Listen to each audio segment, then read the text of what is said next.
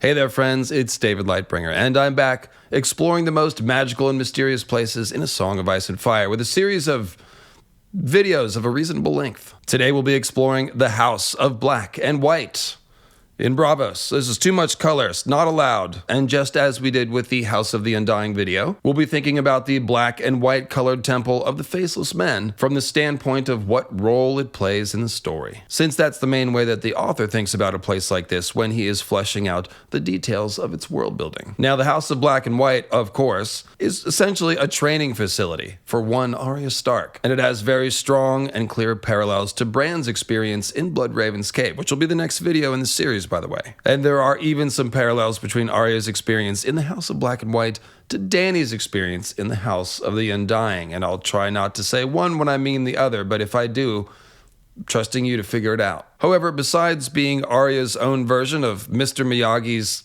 backyard, however you want to say it, we also have to consider the looming shadow of the threat of hiring a faceless man that often appears in the background of other plot lines. So, for example, Euron Greyjoy almost certainly hired a faceless man to kill his brother, then King Balon Greyjoy. Rest in peace. Pieces down on the rocks below that bridge. Seems like a nasty way to go. Anyway, there are various plotters in King's Landing, like Littlefinger, who occasionally mention the idea of hiring a faceless man, although the folks in King's Landing are a bit broke. So, there's that. And then, of course, Jacen Hagar is still running around Old Town, killing people and stealing things and wearing people's faces and preparing to steal more things. At least, as of last we knew. Now, perhaps most interesting is the mystery of just what the Faceless Men are doing with their face-stealing technique. Is that magic? Is that Frankenscience, like what Qyburn is doing? We're going to try to answer that, as well as the questions of where did they acquire these techniques? Why is there so much weirwood in their temple? And why does a lot of what they're doing seem similar to the flaying of House Bolton? Oh yes, and the question of what is the secret Faceless Man agenda? Because clearly there is one, and clearly there are some holes in their theology, which we will poke. So let's dissect. Poor choice of words, sorry.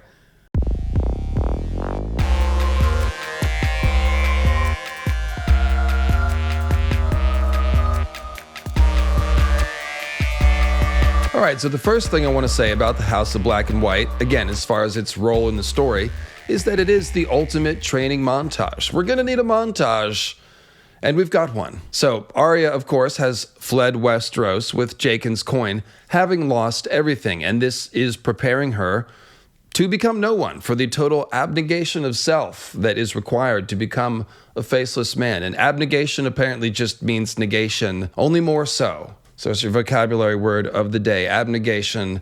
Yeah, she's lost everything, and so that prepares her to become no one, or at least to try. So Arya Stark is learning skills like how to be observant, perceptive, and deceptive. She's learning acting and mummery, how to tell when people are lying. I guess that's perceptive. She's learning quick thinking and resourcefulness. She's learning how to dissect corpses and murder people. And she's developing her physical skills like strength, balance, and how to stand very, very still for long periods of time. Arya is occasionally sent out on assignment to learn certain real-world skills from people like Brusco the Fisherman or the mummers at the Happy Port, and that one is in the Winds of Winter Mercy sample chapter. And she's also continuing to develop her skin-changing magic, of course. She is regularly skin-changing Nymeria and leading Nymeria's wolf pack when she goes to sleep at night, not consciously during the day, but she is doing it at night quite often. Everyone can hear her howling in her sleep and stuff, and that actually started back in Westeros when Arya was fleeing from Harrenhal. She has a dream of the wolves encountering the soldiers that are following her, and that was her first wolf dream. So that's continued, and now she's across the narrow sea from Nymeria and the wolf pack, so that shows us that warging is either completely non-local or that Arya is very strong as a telepath and can reach across the narrow sea. She's also skin-changed a cat, of course, normal house cat or alley cat of Bravos, and we all surely remember that she was making friends with cats in King's Landing. So now she's skin-changing a cat, and she used that to outwit the kindly man who was, hitting her while she was blind, because that's part of the training. Arya, however, has not forgotten who she is. As we know, she hid Needle under the steps.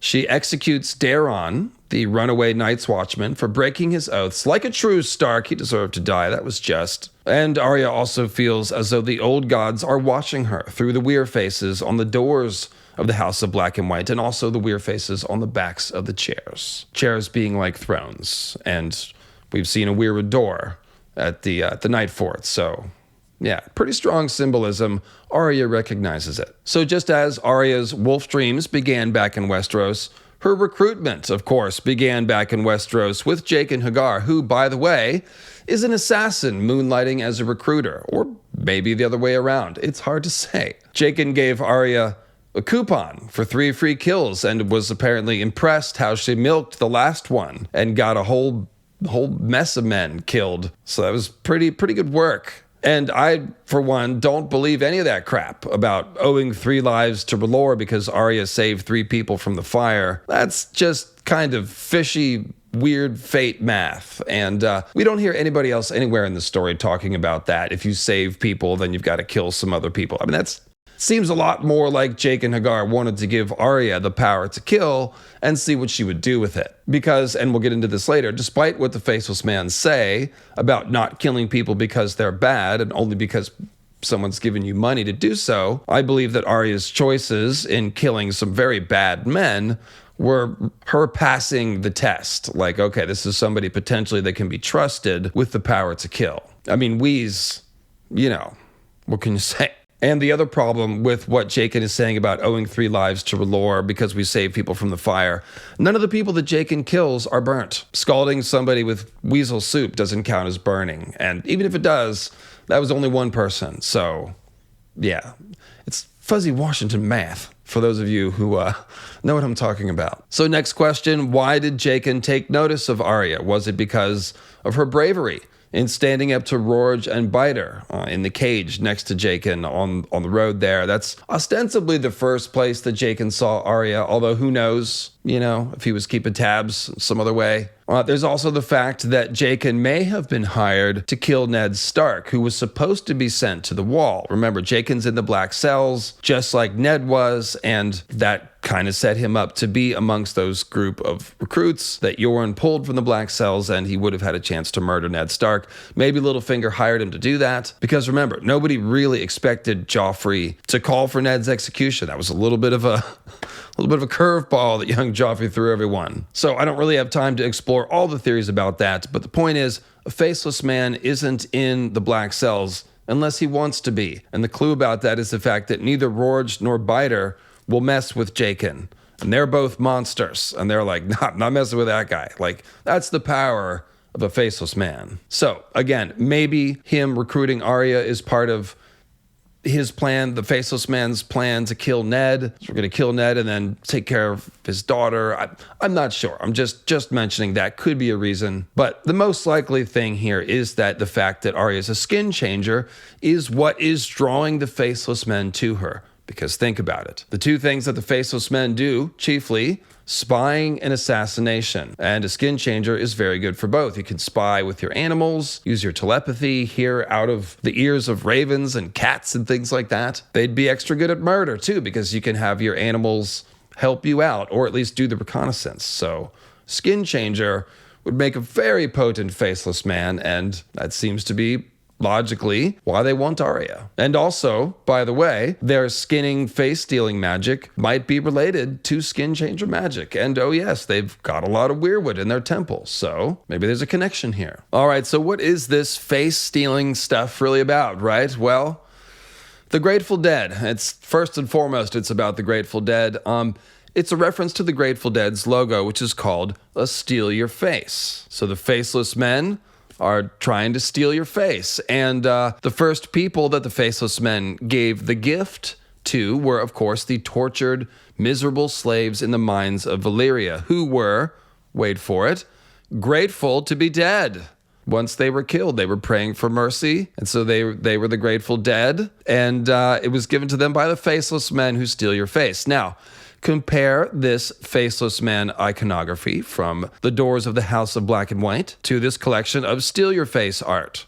You can see it's not that different. And here's an Owsley Stanley Moonface belt. These are popular. They go for a lot on eBay. And then we have the Grateful Dead folklore, which is the folklore behind the name that the band chose. And Grateful Dead folklore, as many of you will know, involves someone giving proper burial to a corpse which hasn't been buried. And then the spirit of that person, now suitably laid in the ground, can be at rest. And the spirit is then grateful and comes back to aid the person who gave them the burial. So if we think about the Faceless Men, they provide euthanasia to troubled people and a proper burial, and in turn, they are aided by the faces of the dead. So these people who, again, euthanasia meaning they're drinking of the pond, they're grateful for being dead, they then become also in the folkloric sense the Grateful Dead because they are continuing to help the Faceless Men after they're dead. And of course, everything in the House of Black and White compares to the Weirwood Caves and Bloodraven. You'll remember the kindly man's got the worm in his eye, just like Bloodraven has the root in his eye, etc., etc. And of course, the Green Seers, too, are aided by the knowledge and power of the dead who live in the Weirwood net. So those spirits would also be kind of like the Grateful Dead.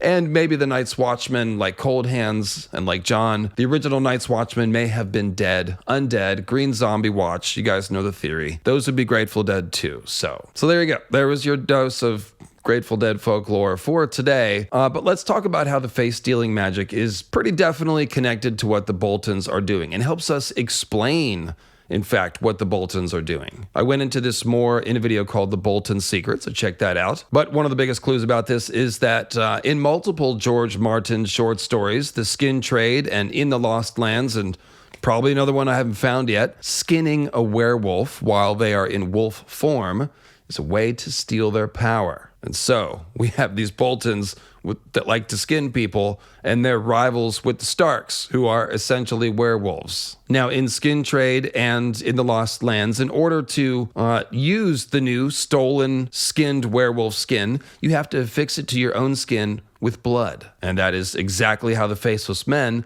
affix the face mask to Arya, with blood. They give her a shallow cut around the face, and it bonds somehow. So yeah, George has been thinking about this magical technique since long before he wrote A Song of Ice and Fire, and it goes back to stealing the magic of werewolves. So when Arya is given the face mask of the, quote, ugly little girl, I don't know why she's got to be called ugly, but that's what she's called. When she's given that face mask, she experiences the dying memories of this poor girl who was beaten to death, checks notes. So that's kind of horrible. And Arya experiences, she tries to shield her face. She experiences that. So that's terrifying. But it also tells us that the memories come along with the skin. So just as the bones remember, the skin remembers. It's not just skin. Some amount of essence of the original person came along with the face mask. So it's pretty dark stuff. Apologies, but that's what's, I told you I'm trying to explain how the Boltons work. So content warning. But yes, going back to the Boltons, this is why they are skinners. This is why they sometimes flay the Starks. And supposedly they keep the skins of the flayed Starks in some sort of secret chamber back in the Dreadfort. And that's very much parallel to the Faceless Men, who have a Hall of Faces where they keep their skins. The Boltons essentially would have been either trying to steal the skin-changing magic of the Starks, or they could have just been posing as Starks. Let's say they capture Lord Stark when he's hunting out in the wood, skin him, wear his face mask in a Faceless Man technique style, and then they can sneak into Winterfell and sack it and burn it, just as the Boltons did a couple of times. Winterfell's walls are essentially impregnable, so how did the Boltons sack Winterfell multiple times? Well, I just told you. They skinned Lord Stark out of the woods, they wore his face mask, maybe they stole his wolves, maybe not, and then they snuck into Winterfell. And by the way, Ramsay Bolton does a similar thing. He poses as Reek in disguise, posing as someone else to trick Theon to get inside Winterfell. And then later, he becomes the Lord of Winterfell as a usurper. So, again, if that's your thing, check out the Bolton Secret video for the full story. But that's the gist of it. And so the question becomes, how did the Faceless Men learn or acquire, you might say, this magic. So the Faceless Men are not nearly as old as House Bolton. House Bolton seems to date back to the Long Night or Age of Heroes or something like that. While the Faceless Men, they formed in the mines of Valyria shortly before the Doom, and then they went with the first refugees to Bravo. So this is like 500 years ago approximately. So at some point they picked up this knowledge, and I think it's worth pointing out that they seem to take a very utilitarian approach to magic and religion. So they seem to be using whatever magic is handy. The illusion magic that Jacen uses would be a glamour that would be like light weaving, perhaps. The skin magic is, I don't know, maybe it's just skin magic, or maybe it's a kind of blood magic, you might say. They probably use some of those magical poisons that we know exist, and they are, of course, recruiting Arya, who is a skin changer, and they've, again, got a bunch of weirwood in their temple. So the utilitarian approach. Also, they have many gods. You know, they got statues of all these different gods, and they say, yeah, they're all the same anyway. It doesn't matter what you call them. And in similar fashion, Jacen Hagar is quick to swear by Lore and the old gods and the deep ones or whoever else. Again, very, very religious fluid. It's all good. Everyone's invited to the party. So how did they learn about the skin stealing magic? Well, we know that the Faceless Men are pretty much everywhere. We know that they collect knowledge. They work in partnership with the Iron Bank of Bravos. They're kind of like the enforcement arm. It's pretty much an open secret. They're always asking Arya what new things she's learned, and they usually know already. They might be stealing from libraries, so they know what's up. They collect information. They've been to Westeros. They do believe in magic. Do you believe in magic? And again, where'd they get all that weirwood? From Westeros. Presumably, it's the only place we've ever seen weirwood trees. So this kind of means the Faceless Men at least made a few trips to Westeros to purchase weirwood to make the doors and chairs, and somewhere along the way they must have learned of the Bolton secret. They could have heard about it, you know, just rumors, folklore. People say, kind of like the people that live around Castle Dracula, got lots of things to say about what may or may not be going on in the castle. It could be written down in some ancient record in a library in Winterfell, or up on the wall where they have very old records at Castle Black. We saw Sam turning up all kinds of interesting stuff about the others in the Children of the Forest when he went digging. So through one of these means, they must have, and we're just filling in the blanks here, but we can assume that they did learn about this secret. And the thing about it is you don't actually need to steal anything from the Boltons. You don't have to break into the Dreadfort. You just have to figure out what they were doing. And from that point, you can start experimenting on the poor people who, well, I guess they're dead first before we cut their faces off, hopefully. Seems like that's what's going on. The only other potential answer I have is the catacombs of Bravos that we think connect to the vaults of the Iron Bank. They go way down there. George loves to hide magic and secrets and weird creatures down in the caves. Obviously, the Children of the Forest live in these endless weirwood caves. We see similar Children of the Forest caves in the Rainwood.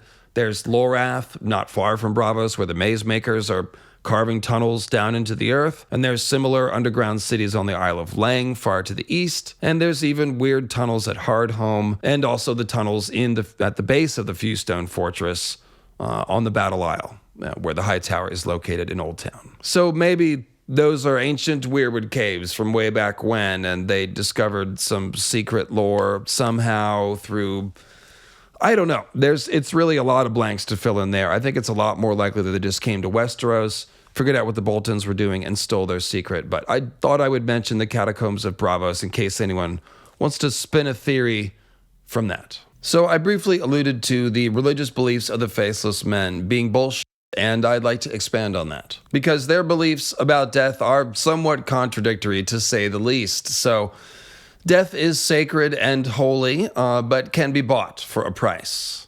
That seems contradictory. They tell Arya, again, that they don't kill people because they deserve it, but because the god of death decided it was time, because someone gave them money. So kind of seems like one of those secret religions where the newbies are fed a bunch of BS until they get to the higher circles and learn the real truths. So shout out to Scientology or whoever does that, I don't know. And the Faceless Men seem to be promoting Arya even though she is breaking all their rules and doing everything wrong. And the big clue about this is the milk blindness. In the story, it seems like a punishment. They tell her not to freelance, and she goes and kills Daeron, the Night's Watch the naughty Night's Watch recruit who abandoned Sam and Gilly, Gilly's baby, and Maester Aemon to sing for the ladies of the night, the courtesans. So Arya put him in the canal, took his boots, very brazenly plopped the boots down in front of the kindly man. It's like, somebody killed Daron the singer. No idea who. Check out these boots. And it seemed like Arya was being punished because she was given that milk that made her blind the next day. However, we later learned that that was going to be a part of her training anyway, and they moved it up. They did it sooner. Because she did a kill. She did a good kill, if you think about it. She efficiently killed Daron, dumped his body in the canal. No one saw, no witnesses, no evidence, and she salvaged the boots. So they saw that and were like, good job. And then they sped her up. They advanced her in the training. That's what happened. And so what is the Faceless Man agenda?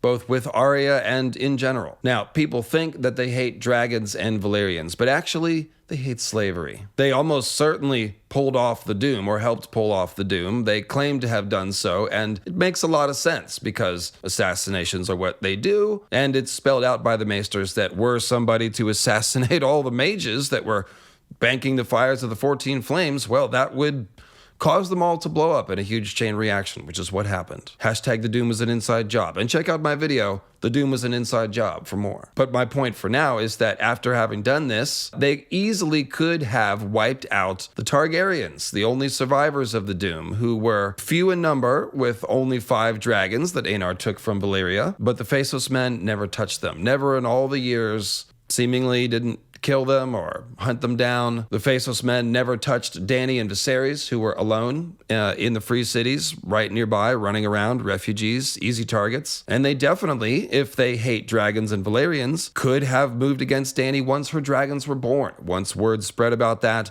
she was vulnerable for a long time, really until she got to Meereen, and still in Meereen. I mean, there was an assassination attempt on her in Meereen, probably by Histar or the Green Grace or somebody like that. But the point is, the Faceless Men never touched the Targaryens, never touched Dany, and that's because they don't hate dragons. Dragons are just animals. What they hate is slavery. And the Targaryens weren't slavers, and Dany, checks notes, frees slaves. So they actually have every reason to help Dany, if anything. And along those lines, we can't help but notice that the Faceless Men are collecting dragon stuff. The most common theory about what Jacen is after with that key that he stole from Pate of the Citadel is that he's trying to get into the inner sanctum to steal some book, specifically the book called Fire and Blood, also called The Death of Dragons, the blood-soaked tome. Tyrion refers to it as having some of the very best dragon lore anywhere. And then in the A Feast for Crows draft from the Cushing Library, the since scrapped draft, it was a glass candle that Jacen Hagar was trying to steal. And we can't help but notice that Jacen is now wearing the face of Pate, the former acolyte, rest in peace, and that he is now in with Marwyn's crew and has access to Marwyn's glass candle, as well as that key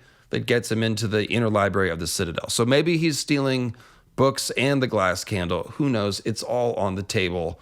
That's a glass candles on the table joke. And then we have the fact that they seemingly traded the death, the killing of Balon Greyjoy to Euron for a dragon's egg. So what do they want with that? Again, just a lot of dragon stuff. And maybe they actually want to help Dany. That's what I'm proposing. And not only because she's anti-slavery, it's because her destiny is to use her dragons to fight the others and the army of the dead. And what would the Faceless Men think of the Whites and the Walking Dead if they believe that death is sacred? Even though I said their beliefs are a little mixed up, it does seem that they hold death sacred. All that stuff about the Dark Angel following you along, and, well, they seem sincere about that. So what would they think of the Whites? Abomination, to use a word. And they surely do know of the existence of the others in the Whites. They seem to have advanced knowledge of everything, including magical stuff going on in Westeros. And so, why are they training a skin changer Faceless Man? Perhaps to fight the others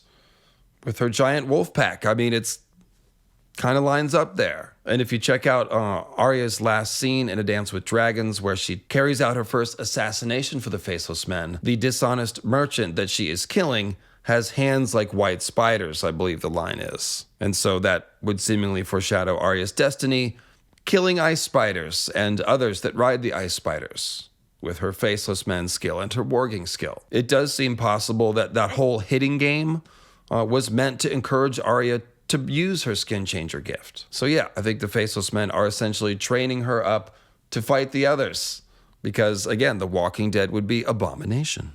And then finally, the last piece of this little theory is the fact that Tycho Nestoris, the banker from Bravos with the funny hat, he's from the Iron Bank. And what did he do when he came to the North? He struck a deal with Jon to feed the Night's Watch through the coming months and long night. So that's something that you would want to do if you were concerned with fighting the others. And very conveniently, the Iron Bank did that. And the Iron Bank and the Faceless Men are two halves of the same face, if you will. So yeah, it kind of seems like everything the Faceless Men are doing is to prepare against the threat of the others. Training Arya, collecting dragon knowledge and artifacts to give to Dany and to help teach her how to use them with the book. You see how this all goes together? It's like having the instruction manual for the glass candle and the dragons. It's good stuff. And even if you don't read the instruction manual, it's comforting to have it there on the floor somewhere. You know, you might open that later if something goes wrong. So yeah,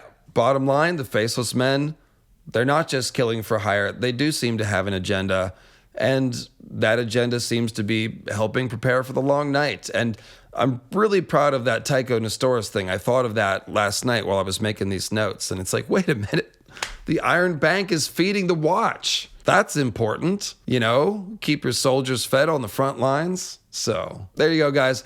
That's our House of Black and White video. Thanks very much for tuning in. And the next one up in this series will be Bloodraven's Cave, so watch out for that. I've been David Lightbringer.